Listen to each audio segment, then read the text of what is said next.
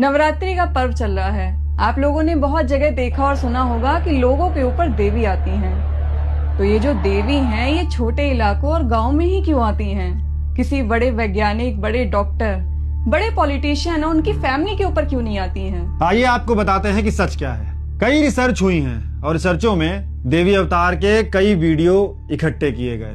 देश के अलग अलग कोनों से ये वीडियो लाए गए थे।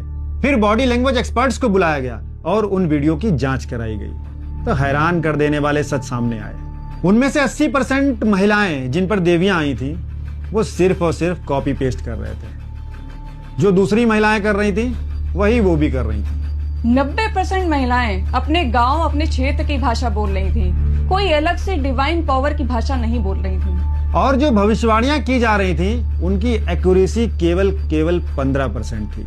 वही बातें बोली जा रही थी जो आम बातें होती हैं, जो हर किसी पर सटीक बैठती हैं।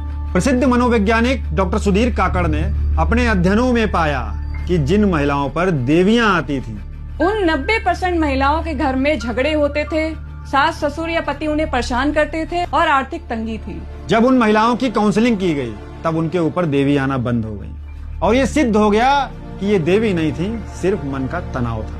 एक और स्टडी बताती है कि डॉक्टरों ने ऐसे लोगों के दिमाग स्कैन करे। उन्होंने पाया कि नॉर्मल हालत में दिमाग का सारा हिस्सा काम करता है और देवी आने पर दिमाग का एक हिस्सा बंद हो जाता है, जो ये बताता है कि मैं कौन हूँ। इसी वजह से उस इंसान को लगता है कि मेरे अंदर कोई और आ गया है। अक्सर शराब पीने वाले के साथ भी ऐसा ही होता है। उसको भी अपनी पर्सनालिटी चेंज मालूम पड़ती है। सच तो ये है, ये इंसान के दिमाग की ट्रांस अवस्था होती है, जब इंसान डर, आस्था और भीड़ के दबाव में आता है। तब उसका सचेतन दिमाग काम करना कम कर देता है और अवचेतन मन वही हरकतें करता है जो उसने समाज से सीखी है, जैसे सर को झुमाना, चिल्लाना या अजीब सी हरकतें करना। ये बस अपनी मन की आवाज को निकालने का तरीका है।